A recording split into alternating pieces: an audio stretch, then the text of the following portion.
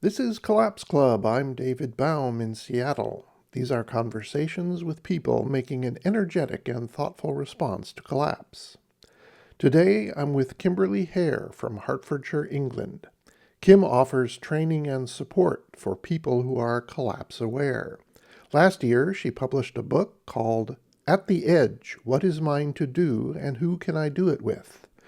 She offers a retreat where people work through their feelings about collapse and discover what is theirs to do in response.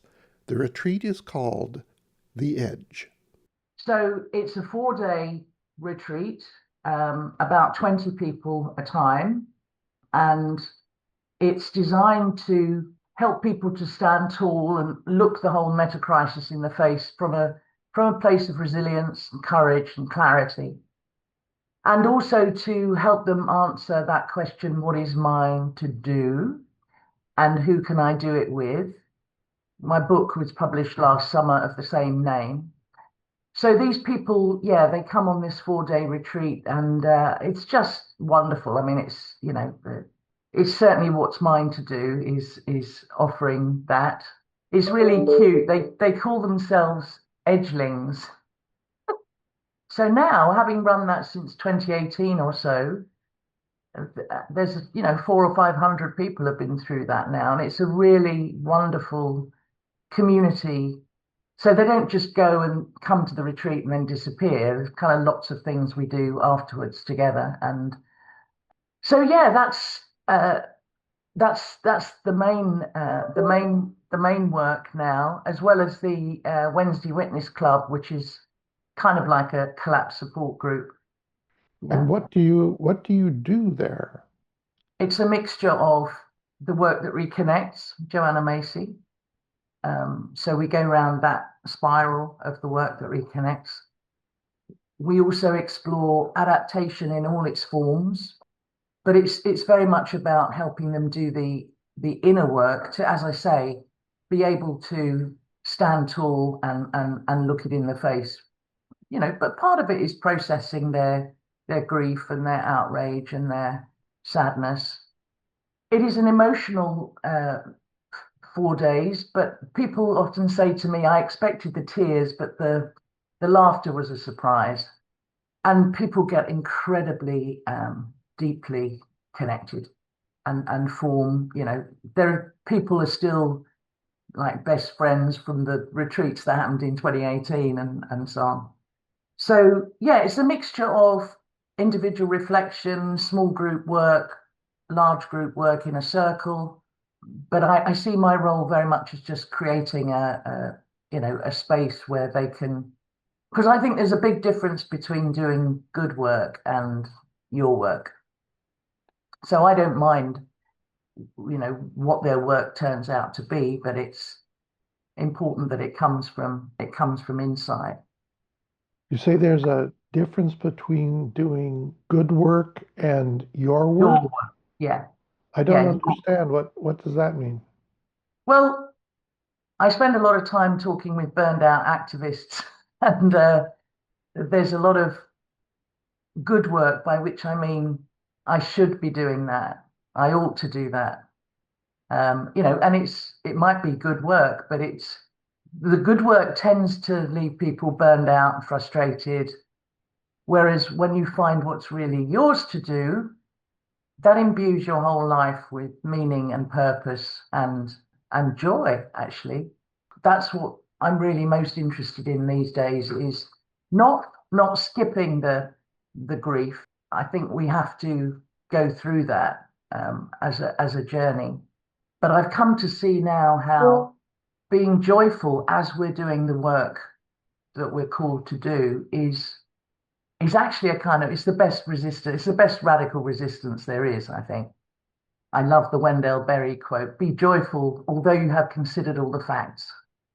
I think it's possible to both feel all of our feelings fully, but to live in that, what Michael Dowd used to call post-doom way.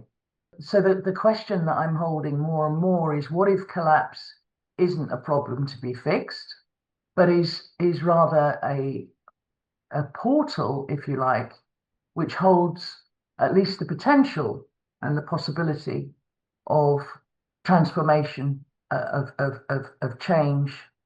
And that's what I'm seeing more and more. The people I work with, almost to a man and woman, say, yeah, it can be tough and challenging, but I've never felt more alive. What do you consider your work to be? Supporting others psychologically, emotionally, and spiritually to come fully awake, to live fully alive, and to find what's theirs to do, and then go and do it with others. Yeah, And the with others is rather important, I think. vital, absolutely vital. Yeah, yeah. If it's true that we're on as Nate Hagans is always saying, if it's true we're on a runaway train going over a cliff, makes sense to make your way to the dining car. No, it's absolutely essential. In fact, my whole, this has profoundly changed me as well, from having spent a whole lifetime in, personal development, human potential, leadership development, and so on. That whole paradigm of the individual has just kind of seems absurd to me now. So it's about really seeing through that false story of separation and, rediscovering that very natural connection with our deeper selves and each other, and also the whole web of life.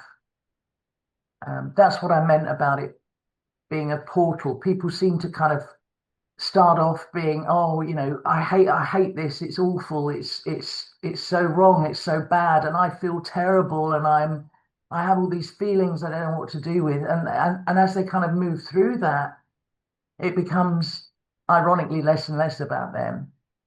What kind of support do you offer after the workshop? Regular group calls. There's one-to-one coaching for people that want that. There's three other kinds of programs that are post-edge programs. One is called Thriving Beyond the Edge, which is deepening their kind of spiritual understanding and that takes place over about 12 weeks. The second one is because as people come to that, move from the I to the we, they realize that one of the things that is really helpful to have is facilitation skills to work with groups.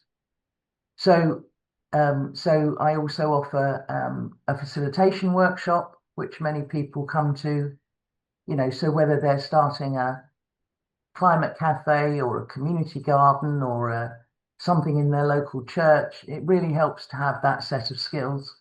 And then the third thing is a kind of hive mind. So this is for people who have now got a project, something meaty that they're getting their teeth stuck into. And we meet regularly as a sort of a co-coaching process. So, if people are feeling a bit stuck or they're not quite sure what to do next on their particular project, so the whole group acts as, I guess, like what I used to call an action learning set with each other. Yeah, so many ways of, and then every now and again we have a physical, face-to-face reunion with as many of them as can come, and they're wonderful. So it's really shaping up to be a great community, which is thrilling. And then Um, the people that you work with, they take what they learn about themselves or what they open up in themselves and they go to be with others and do the same thing and it spreads. yes, that's the plan. And it's lovely to see those ripples spreading out. Absolutely. It's an objective I think a lot of people in the collapse community have, and it's very hard to do.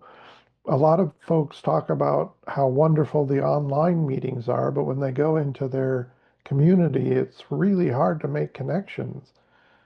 You're obviously putting an enormous amount of effort into doing that. I wonder if you have tips for people who are trying to do it in their own lives. The people I know that have done it best are people that have found something people already care about, often saving money. So how can we get our energy bills down?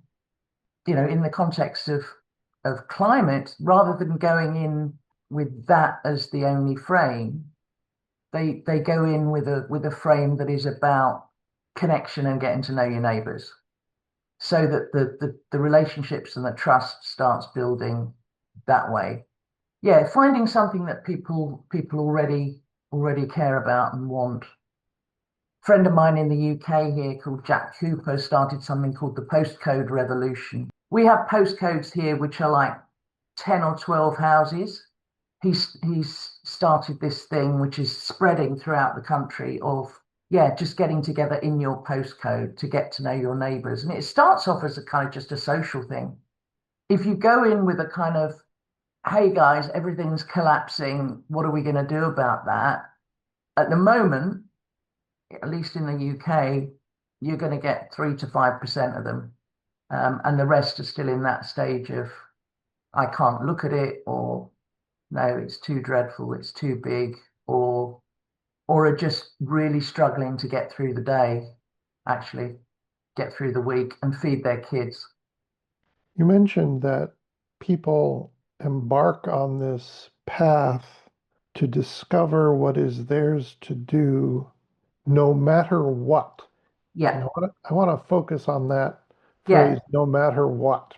I think no matter what means no matter what happens, yes, or no matter how things turn out. yes. And this is a very particular and important attitude. And I wonder if you could talk Mm, about what that means to you. yeah. Well, I think most of us have been brought up in a culture that something's only worth doing if you can be pretty sure of an outcome.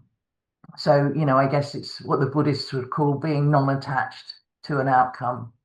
You're doing what you're doing because it fills your life with meaning and purpose, and all of the things that make a life worthwhile, because it makes sense to you to do that without needing to have it turn out a certain way. So you stop bargaining. It stops being, as I said earlier, a should, and it stops being kind of performative, like I'm doing this because I want to be seen as a good person, or virtue signaling, or whatever. It's just, no, this is who I want to be. This is who I am. This is how I want to live. This is who I want to become. Part of that inner work, I think, is learning to be in touch with that inner wisdom, that inner voice, that intuition, whatever, and making that more important than other things that in our business as usual culture have been important. I think it's very important for people to be open to unimagined possibilities, Yeah, because there are things in the world and in the universe that we don't understand and we don't expect. exactly, exactly. And there are forces. We're not in charge. That's that's been part of the hubris, hasn't it? And there's no question. And I don't use this to kind of give me false hope. I don't. I prefer the Joanna Macy thing: be neither hopeful nor hopeless. Be hope free. Being open to possibility. And as you said, reimagining. That's, I think, a really important one thread of what is mine to do is that reimagining. We need now.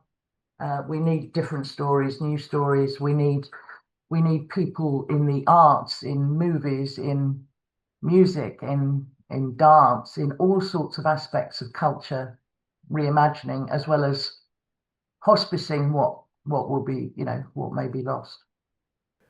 That was Kimberley Hare from The Edge. Please see the episode notes for links to Kim's website and other resources. This is Collapse Club. I'm David Baum in Seattle. Until we meet again, farewell.